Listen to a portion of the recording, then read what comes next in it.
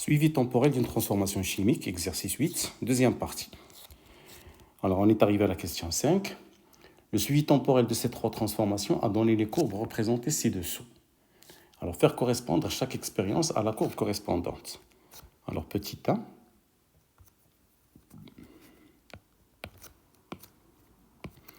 Alors, l'expérience numéro 2. Alors, à cette expérience, on a augmenté la température en gardant la même concentration. Alors, si la température augmente, alors ça va donner la réaction la plus rapide. À l'expérience 3, on a diminué la concentration. Donc, ça va donner la réaction la plus lente. Donc, l'expérience numéro 1, ça correspond à la courbe B. L'expérience numéro 2, ça correspond à la courbe A. Et l'expérience numéro 3, ça correspond à la courbe C. Donc A, c'est la plus rapide. C, c'est la plus lente. Question B. Donnez une échelle à l'axe des ordonnées de cette courbe. Alors, pour donner une échelle, il faut calculer une concentration. Et la concentration qu'on va calculer, c'est à l'instant t égale à 15 pour une expérience. Donc, on va choisir la troisième expérience, par exemple. Alors, pour l'expérience 3,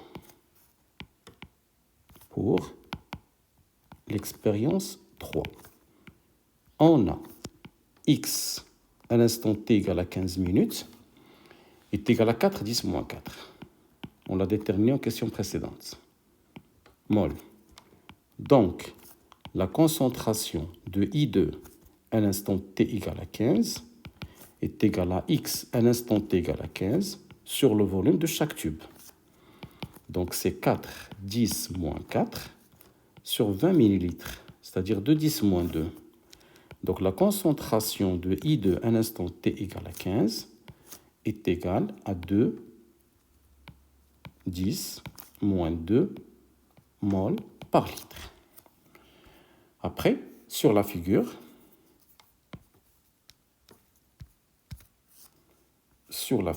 on va voir la concentration à t égale à 15. Alors, à t égale à 15,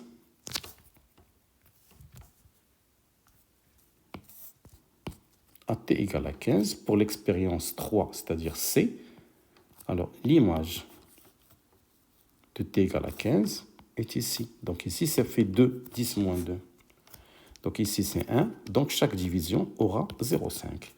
Donc l'échelle, c'est une division correspond à 0,5, 10 moins 2 mol par litre. Question C. Alors pour la question C, que représente l'instant t1 égale à 15 dans le cas de l'expérience 3? Alors, pour l'expérience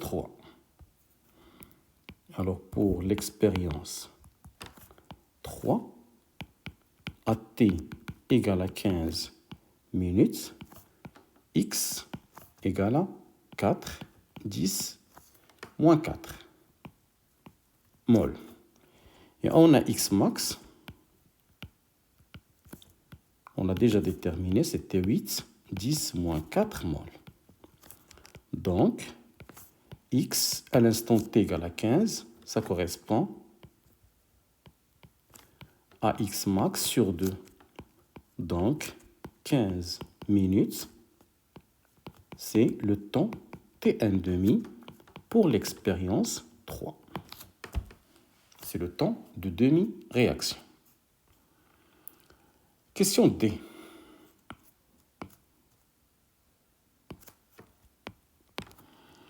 Déterminer la vitesse lorsque x égale à 3 quarts de x max. Alors, pour déterminer la vitesse, il faut tracer une tangente. Et pour tracer la tangente, il faut déterminer la concentration de I2. Alors, la concentration de I2 à un instant t, c'est X sur V de chaque tube. Alors, l'instant qu'on a choisi, ou qu'on nous a demandé, c'était l'instant où X égale à 3/4 de X max. Donc, on va remplacer X par 3/4 de X max sur le volume de chaque tube. Donc, ça fait 3/4. X max, c'est 8, 10 puissance moins 4. Le volume de chaque tube, c'est 2, 10 puissance moins 2. Donc, on peut simplifier par 8. Donc, la concentration de I2 à l'instant t est égale à 3, 10 puissance moins 2 mol par litre. Et ceci pour l'expérience numéro 2. Donc, alors, avant de déterminer les valeurs sur le graphe, il faut tout d'abord déterminer l'expression de la vitesse. Et on a la vitesse volumique égale à 1 sur le volume de chaque tube, fois la dérivée de l'avancement x sur dt.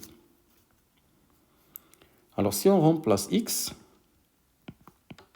égale la concentration de I2 à un instant t fois le volume de chaque tube, on aura la vitesse v égale directement la dérivée de I2 sur dt. Donc, c'est directement la valeur de la pente de la tangente. Alors, on va revoir la courbe.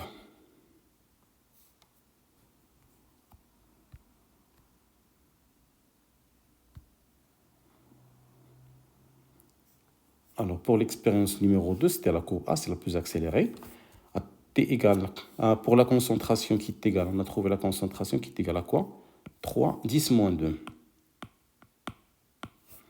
La concentration qui est égale à 3, 10 moins 2. Donc ici, c'est 3. On a trouvé l'échelle. Donc, 3, 10 moins 2, c'est ici. Alors, 3, 10 moins 2, on a dit que c'était 1, 2. Alors, 3, c'est pas ici, c'est là. Alors, c'est 3, 10 moins 2.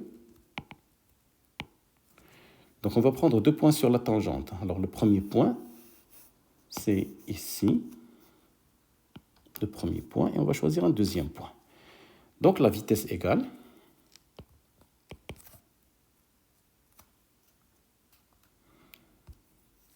la dérivée de I2 sur dt. À l'instant t égale à 12, qui est égal. Alors, 3, c'est avec 12. Et 2, c'est avec 4. Le tout fois 10 puissance moins 2. Donc, on trouve une vitesse qui est égale à la vitesse à t égale à 12. Ça fait 1,25. 10 puissance moins 3 mol par litre minute. Alors, ceci, c'était pour x qui est égal à 3/4 de x max. Et pour l'expérience numéro 2.